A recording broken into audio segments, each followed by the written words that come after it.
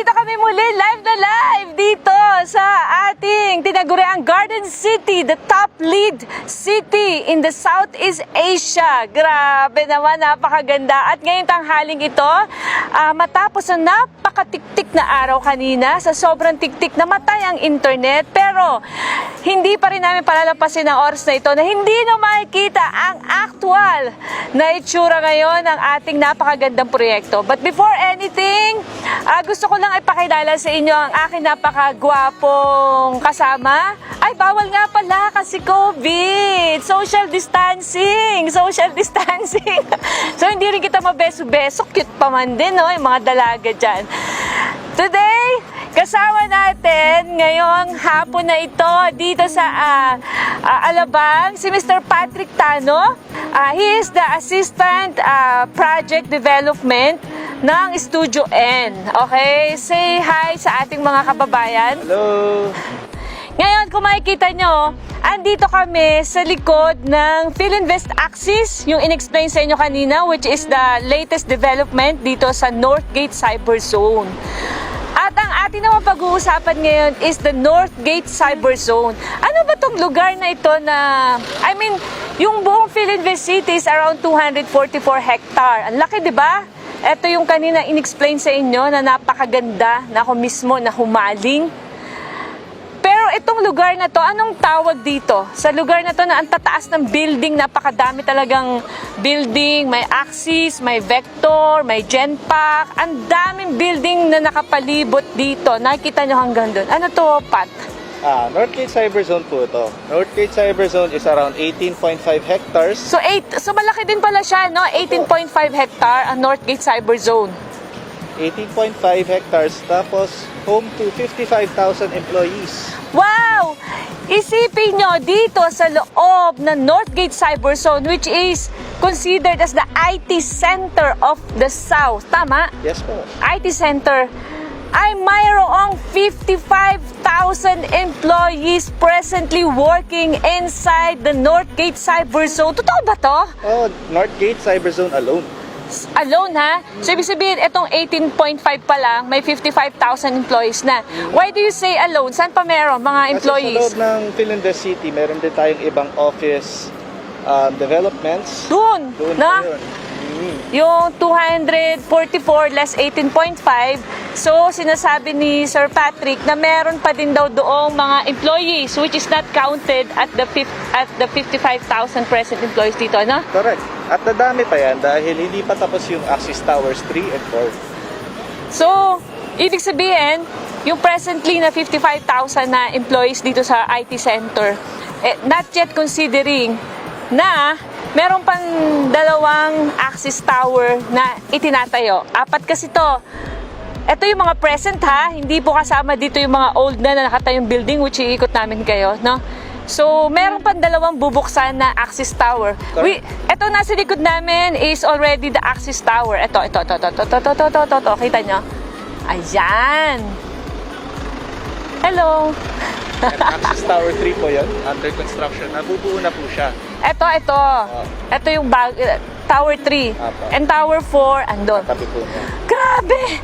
So, ibig sabihin, and meron ka pang isa pang ginagawa doon, di ba? Yes, correct po. Actually, very secret pa po yun ngayon. Meron pa po tayong development na tayo doon. Na ginagawang building. So, napaka-promising because the 55,000 is just an initial number of the present employees. Yes, correct. With the upcoming development, construction going on around, pretty sure mag-i-increase pa siya. Wow! So, itong IT center na ito, anong mga klaseng company? Ano ibig sabihin ng IT for the... IT, so normally outsourcing po siya. Outsourcing ng technology-based businesses. Aha. So, mostly dito, we have our biggest siguro tenants po dito, HSBC, Yon. Verizon, Wow. here po, Accenture, tapos PayPal, nandito rin po. So, Genpack, nandito rin po, Capital One. Capital One. So, napakadami nila. Nakadami po. And kung natapos po yung Axis 3 and 4, dadami pa po yun natin. Lalo pang dadami. Lalo pa po. So anong mga nagre-rent dito sa Axis? Mga offices din yan? Yes po. Actually, dyan na rin kami naka-office ngayon. Dyan din kayo naka-office ngayon. Okay, no? Exciting. Isipin nyo, mga sikat na company nasa loob nito. Genpact, HSBC, ang dami. Hindi ko na maisa-isa. PayPal. Andito rin pala yung PayPal. Actually, composition po ng Northgate Cyberzone, 80% po nun are BPOs. Okay. So, yeah, maganda yung information na nabigay mo ngayon. So, ano yung distribution ng 55,000 na mga employees considering na may mga malaking companies? Ang alam ko, marami ding mga POGO. Ito yung mga Chinese na pumasok, di ba? Ano yung distribution niya by percentage? 80% po natin dito sa Northgate Cyberzone are BPOs. BPOs. 10% are traditional. And the remaining 10% are actually online gaming. So very okay. minuscule po yung online gaming po dito sa area. Unlike the Bay Area po, actually. Sa Bay Area, baliktad, no? Baliktad. So, according to Pat, just to give you an idea, no, ito palang etong IT zone na ito, ang distribution ng 55,000 employees right now, 80% are BPO. Yes. No? Ito yung mga outsource services, di ba? Na binibigay natin. 80%. 10% are traditional firm or traditional company na may mga offices. And the other 10% are the POGO. Ito yung mga Chinese. Na, tama? So, it only means na kahit anong mangyari, 'di ba? As of now, medyo yung POGO lumabas ng bansa yung iba, 'di ba? Because natakot sila sa virus. So there's nothing to worry in the near future when the old normal is back, no? Ano pa rin, dire-diretso pa rin kasi we don't depend solely sa mga POGO, tama? Yes, correct. Actually, here in Muntinlupa, it's actually one of the lowest in NCR in terms of vacancy rate. So, talaga? 3% as of quarter 2. Ano ibig sabihin ng 3% vacancy rate? 3% of all office spaces here are vacant, ibig sabihin nun. Only So, 3% are only vacant? 3%, yes. Wow! Mandaluyong is at 19%. 19%.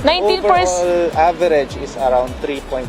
Wow! Congratulations naman! So, napakaganda pala ng situation ng rental spaces dito. Office rental spaces to? Office spaces po yan. Dito sa Muntinlupa, 3% to 3.5 lang ang nababakante. Compared, for example, sa Mandaluyong, 19.5? Wow! As of the quarter 2 study na Cushman and Wiseman. Yun naman So ito po maganda. Gaano kaganda ang location nitong Studio N? Because I'm very excited dahil itong Philinvest City is a high-end city. No, everyone would like a space on this, a part of this. Gusto nila. But as time goes by, pataas siya ng pataas ang presyo. Yes, correct. Diba? So, I think meron kayong good news kasi ang good news nila is etong huling project. This will be the last affordable project in the area. So, ito yung Studio N. Yes. Ang sabi niya is the last affordable project in this area. Maniwala kahit hindi, I think totoo. Kasi as of now, ang lote po dito is already around 300,000 pesos per square meter. So, hindi na kayang magtayo ng mga affordable. But the trend is to put in more high-end, no? Yes, correct. Okay? Totoo naman talaga, no? Kasi unang-una yung location napakaganda, no? Isipin nyo, mamaya papakita namin sa inyo, ha? Ito yung Crimson. Kita na nga yung Crimson, eh, no? Kita na yung Crimson, yung mataas. Crimson ba yon? Crimson Hotel yon. Then yung blue, ito yung Axis, no? Ito yung Axis. Ito pa yan. Is just 20 or 50 meter steps away from our new project that they have launched, which is just here.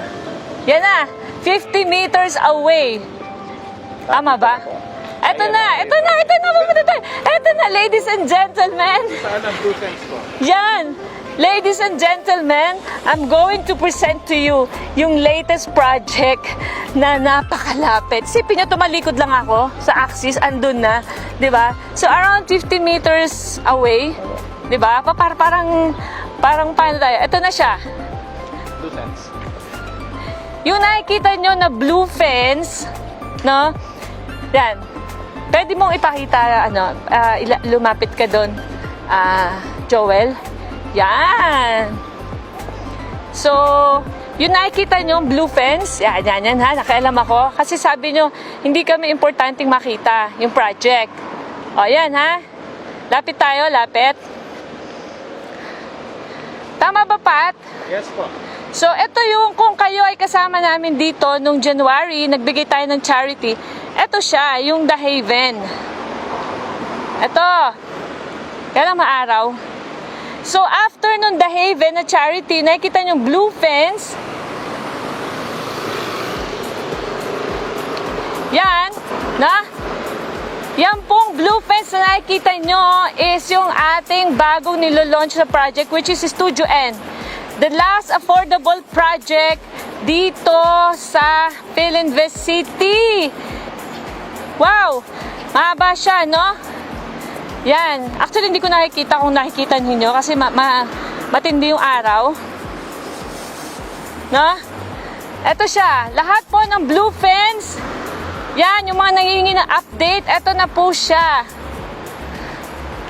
Napakahaba. Nasa highway talaga siya. Ayan. Yan. Ongoing ba? Siyempre, ito. Yes. Ongoing pa yung clearing operations natin. So, may clearing operations kayo ongoing. Hanggang kanto ba? Yung kanto po na yon, yan po yung magiging parking area natin. Okay. So, buong block na yan is nakuha ng Studio N. Tama? Actually, hindi po.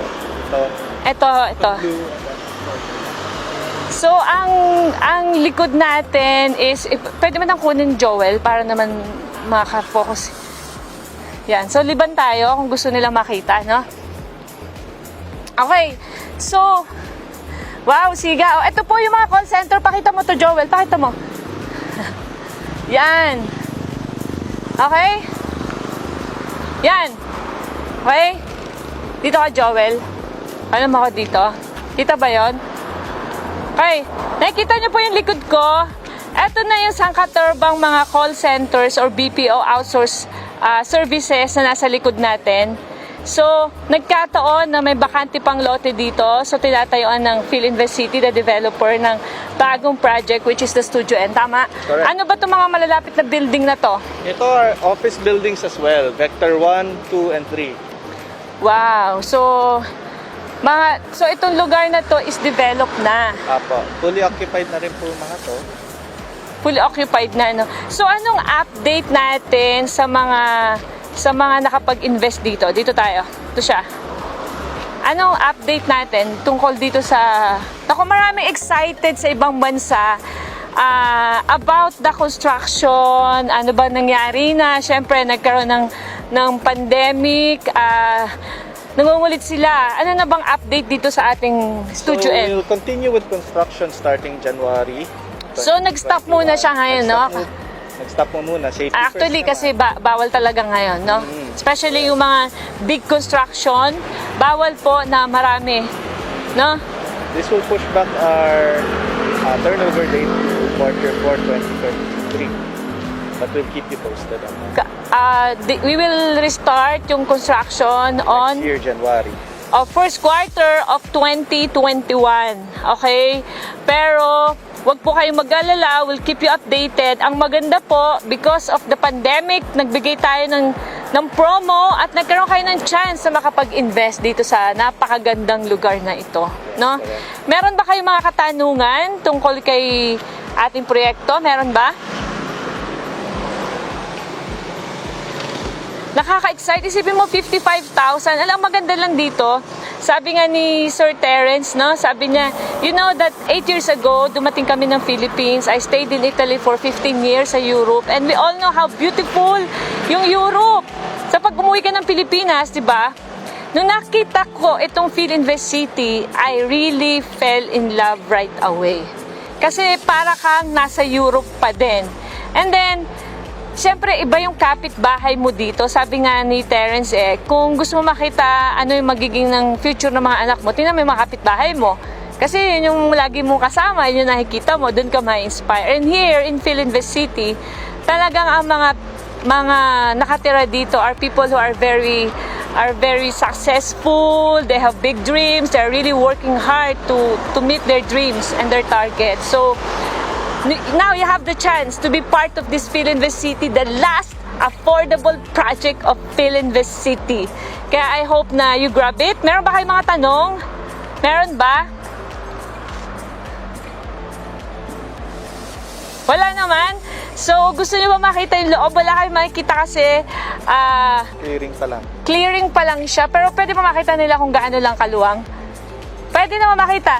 Pakita ko lang sa inyo, walang etong loob ay magulo pa kasi clearing pa lang siya and stop pa yung construction. Okay? So, we'll let you see gaano siya kalaki. This is around 2,298 square meter, no?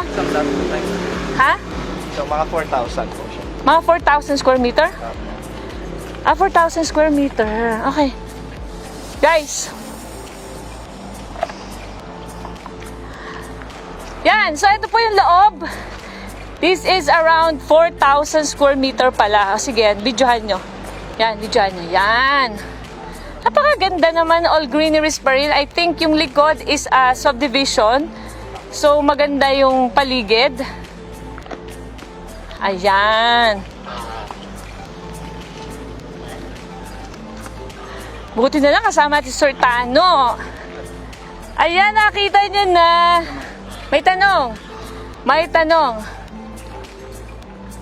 Ay, maganda tong tanong niya. Sige, maganda yung tanong niya. Madilim eh. Saan ba tayo pwesto na medyo maliwanag? Dito. Ayan, okay. Pahawak ako, Joel. Okay? Yan, okay. Meron din lang kami isi-share sa inyo. Ano po, alam nyo po dito, historically, no? Kasi bakit natin nasabi the last affordable project in this IT Northgate Cyber Zone? Paano ba nagsimula na nagkaroon ng affordable project dito?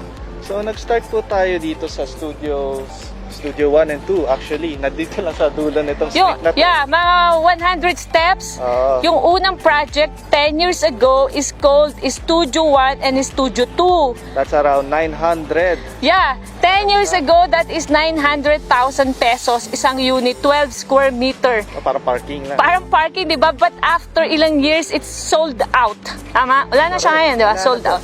And then, because of the success of the two building, may sumunod, di ba? Studio City po, tinayo po. Studio City! Naku naman! Napakaraming mga kababayan natin andito. Yan, kapitbahay. No? Ay investor dito sa Studio City. Yan. Kaya congratulations! Di ba? Mga 16 square meters po per unit doon. Yan. So, alam na alam nila yan, ang Studio City natin, which after, this is the second project that is Studio Series, started with 1.3 million. Grabe, no? That was how many years ago? Hindi ko na matandaan. Maybe 5 years ago. But they sold out at 2018, mga 3.8. Wow! Sold out na. Yung pre-selling na nag-start ng 1.3. Ngayon, magkano na? 3.8 po siya. 3.8 million! Grabe naman, ang laki ng tinaas. And for that, nagtayo ulit ng last affordable. Ito na, last na to. Hindi na nila kayang magtayo. So, grab a chance. So, itong last na affordable project na to, kung yun ay 3.8, ito ay magkano? 4.5. 4.5 million, still very competitive ng price natin compared dun sa mga ibang development dito na mas malayo. Kasi tayo nasa loob ng Philinvest City, which is bungad lang ng Skyway. Tama? Correct.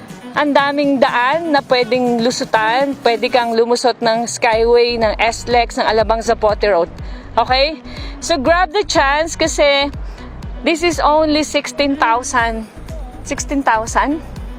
pesos per month. Our promo po yun ngayon. Yan. This is effective today. Yeah. Actually, this week. 16,000 per month na lang siya. Grabe talaga, ang babait nila. Thank you so much. Yung virtual tour is fresh na fresh sa oven. Ngayon lang lumabas para sa inyo. And then, ito daw promo na to is Ngayon din lang? Ngayon lang din, this week lang din. This week din lang lumabas. So, dating 40,000 ang monthly dito ang taas. So, because it's pandemic, so if you have the chance to get this opportunity, it's only 16,000. Okay? Ang tanong niya is ganito, about rental. No? Dalawa naman po option nyo kung tayo mag-i-invest. Of course, appreciation value, nakita nyo, from 900,000, naging 1.2, naging 3.8, ngayon 4.5 na. That how your money will grow. Number one is appreciation value, especially kung nakita nyo ongoing and development dito sa Philinvest City. Diba? Second is for savings. Kung hindi kayo mag-invest, hindi ka makakapag-ipon. Lalo na po ngayon, maraming nangungutang, diba? For savings, maraming gastos na mapipili kayong bayad. Of course, additional natin ang rental. Diba? So how is the rental going on right now? Rental will always be there. As sabi nga ni Pat, 80% naman po ng nandito sa paligid are outsourced company, mga BPO. Only 10% are POGO. So pag bumalik na tayo doon sa dating, maybe next year, no? Babalik ulit yung ating, ano ba to? Yung strength, yung power ng rental. Kasi ngayon medyo affected ng pandemic, tama? Yes, Affected ba siya dito? Dito sa area na to, not so much. I guess in the Bay Area, mas ramdam nila yun. Mas ramdam kasi maraming pogo, Correct. no? Maraming pogo, okay. So like for example po, to have an idea, no? So ang mga rental dito yata nagre-range from, depende, no? Kasi yung Studio City, marami rin nagre-rent dati doon ng mga pogo hanggang ngayon, 'di ba? Ranging from 15 to 20,000. Studio 1 and 2 meron din. But of course, kita nyo naman po pre-selling ito. Hindi lamang ang presyo ang nag-a-appreciate. Even the rental nag-a-appreciate. And I cannot say magkano after 3 years. How many years ang construction nito? 3 years pa. After 3 years kung magkano. So I just gave you a basis as of now what is going on sa rental. Okay? So, meron pa kayong tanong? Sa napakagwapo nating bisita? Meron pa? Sabi ni Miss Janet, ano daw yung unique proposition ng Studio N compared sa ibang properties dito? Yan. So, ano sa tingin mo yung unique na proposition daw? Why should I invest in Studio N? So, aside from it being a little bit bigger than the other studio units, actually, we've added touches of Filigree as well. So, Filigree is is our what? luxury brand here Okay. in Philinvest Alabang. Aha. So, maganda po yung itsura na amenities nyo. Mhm. Actually, very walking distance na lang po talaga siya through to the workers. Very. Tsaka ito lang yung ano eh. Ito lang yung project na mismong nasa loob ng Northgate Cyber Zone. Talagang very strategic, tatawid ka lang. Na? Yes, Kasi yung Studio City, siya yung mas nasa bungad siya. Ito kasi nasa loob mismo nung bakbakan. No? I think it's the strategic location. No? And of course, it's Philinvest City. What else can you ask for? Everyone is looking for a space in studio in Philinvest City. No? Correct. What else pa ba? Of course, the 55,000 employees presently working inside. And ang pinakamaganda po dito na maipapagmalaki ko, I have been here for around 8 years. This is a city that is really a master plan. When you say master plan, there is only one developer who is doing all the master plan. 'Di ba? Kasi ang ibang commercial business district dito sa Philippines, no? Iba-ibang developer ang pumapasok. Kaya halo-halo. May residential, may commercial, biglang nagkaroon ng market dito. Dito, they have perfect the zoning. Kaya nga po tayo, the first Gold LEED awardee sa buong Southeast Asia. Ito ang nabigyan just recently. I think that was just last month. Ito lang ha. At tayo yung first na LEED Gold awardee rin certified sa buong Philippines na commercial business district. Ano ibig sabihin na to? Sa buong Pilipinas, eto lang pong Philinvest City ang LEED Gold awardee. Ano ba yung LEED Gold awardee? Intindihin nyo po, napakalaking nito, award, di ba?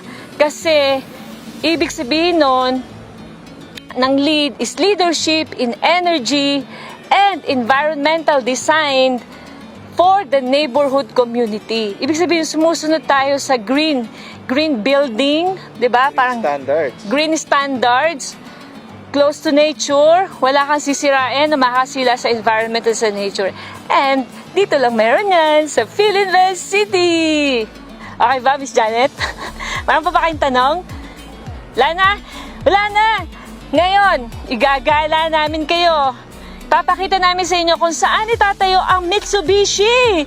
Grabe! Sa tapat ng Festival Mall, kung saan nakatayo, kung kaya nakarating na ng Botanica Showroom, tapat ng Commerce entrance ng Festival Mall. Doon itatayo ang 15 billion mixed use of office spaces and retail concepts sa loob doon. At ipapakita ko rin sa inyo, mga latest to ginagawa na yung Mormons headquarter dito. Isipin nyo yung mga Mormons bumili dito na napakalaking lote at dito sila mag-headquarter. I don't know kung mga church ba yun or whatever. So, kung wala na kayong tanong, thank you, Sir Patrick. Meron ba tayo nakalimutan? Parang wala na. Wala na. So, it's up to you guys. If you have an opportunity to invest and grow your money, so we're presenting to you Studio N. I have the privilege to present Studio N because my heart is so close to this very, very wonderful and beautiful city, the Philinvest City. Ayan yan na yung vector ayan. Ito pala si Edong. Ayan.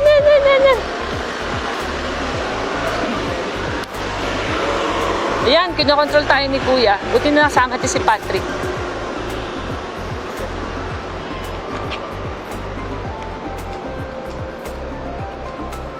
Ayan, gumagabi na. Dito na lang tayo. Ayan. So, isipin nyo, tapat na tapat lang. Edong, nasa ang sasakyan natin? Kukunin mo. Thank you, Pat. Ha? Di na kita madidate. Bawal social distancing. Pwede ko pakita sa inyo yung axis.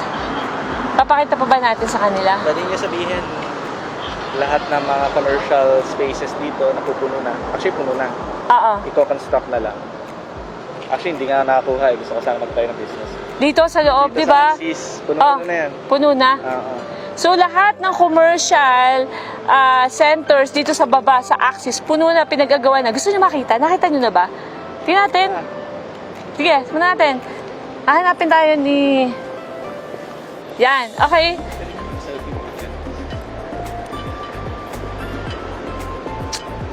Ayan, pwede namang hindi na. Nakikita nyo yan ang mga construction. Yan, silipin lang natin na mabilis yung... ito naman ang gusto nila makita Yan. Silipin natin na mabilis yung... Sipin nyo ito po, ang daming tao Ayan lang yung yan lang yung Studio N. Katapat na katapat lang. Nakita nyo ka ng driver. Papasilip namin sa inyo yung mga commercial spaces dito. Nasabi nga ni Patrick, gusto sana niya mag-invest na commercial space, kaso naubusan siya. Nakita ko may Starbucks, may Coffee Bean, may KFC, may Bonchon. Sari-sari nga yung nakita ko dito. Ang daming tao. Ayan. Pumapasok tayo ngayon sa loob ng Axis, which is just a step away from Studio N. At gusto namin ito yung 4 na building. Di ba? Correct. Ito is part of the Axis. Vector 3. Yan. Okay. Ito na yung Axis. Ito yung Axis. Wow. Ayun yung Studio City. Yan. Okay. Bibilis. Wow, ang ganda talaga ng Philinvest City. Of course, ano ba kayo? Kaperaso lang ito ng Philinvest City. Yan na, may Starbucks na. Dito kami nagkita kanina ni Pat. Pat ba yung mo? Patrick. Nickname. Yan, may Starbucks na. So pag walang kayo ng kape sa Studio N, aba, tatawid lang, may Starbucks na. Oh, di ba? Of course. Ito na yung mga ano, Genpack, Philinvest Axis pa rin to. Oh. Tower 1, Tower 2, Tower 3, Tower 4. As of now, yan, may KFC na. KFC. Yan na po. Then, meron pa din dyan. May convenience store po. Nasaan yung ano, di ba maraming restaurant dito? Doon sa kanto po na yan, tapos meron din po dito Dami. Dawson. Then yung Wow, may Dawson na. O yan, naggala kayo, di ba? Alam nyo na. Sus, parang we deserve a Gatorade or a cold drink sa tindi ng ginawa naming init kanina. Ayan. Ganda, di ba? Oh, ito na yung Capital One. Napakadami po dito. May bonchon. Oh. Ano ka? Latawid lang kayo. Congrats naman sa mga taga Studio City. May bonchon na, may Starbucks na, may Coffee Bean na. Tatawid lang. Uy, swerte. Siyempre si Royal Kitchen, magbubukas siya pagtapos na yung ano. Ayan, kaya wala na makuha si Patrick. Gusto sana niya mag-invest. Wala siya makuha na kasi nabili na lahat. Congratulations sa lahat ng mga investors. Congrats po. Bye-bye, Patrick. This is one of the building of Philinvest. Ayan. O, diba? O, pinagmamalaki nila yan. Pinagmamalaki nila yan. Yan. Philinvest Axis Tower. Yan na, mga Studio City, West Park. Sipin nyo naman, yun lang po yung SNR. Ito lang yung South Supermarket. Diyan lang po. Yan, tatawid lang kayo. Diba? Ito pa mga commercial. Mauna ka, Edong. So, mag-e-end na tayo. Gusto ko lang ipakita sa inyo. Yun lang yung ano, oh. Ito na yung Northgate. Ito na yung Axis. Yun lang yung Studio N. Diyos ko, napakalapit, napakaganda, di ba? Hi Janet, sana sumama ka sa akin dito. Nagpapawis ka ng husto. Okay, umikot lang po kami. Ayan, ito pa yung mga commercial. Nahanap na kami ng driver. Ayan. Ang dami niyong kakainan dito, oh. Ang dami. Yan naman. Dito tayo mag-end.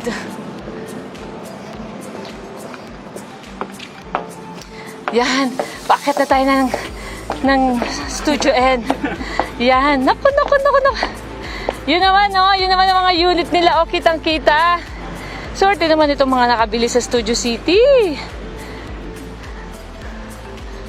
Yan na. Sobrang lapit po sa Studio N at saka sa Studio City. And again, I hope na nagkaroon kayo ng magandang idea about the new project dito sa loob ng Philinvest City at sa lahat po na nag-invest na. I hope na nakahinga na kayo ng maluwag at nakita nyo, totoo, napakaganda ng lugar na ito at di kayo magsisisi. Ang naikutan lang po namin is just the 18.5 hectare. 244 hectare po ito. Ayun pa, napakalaki. Congratulations once again, and isa po, ang ating perang pinaghirapan ay hindi tinatago sa ilalim ng unan. Let's start growing our money so that we can come home free and rich and never have to work abroad again. Bye-bye!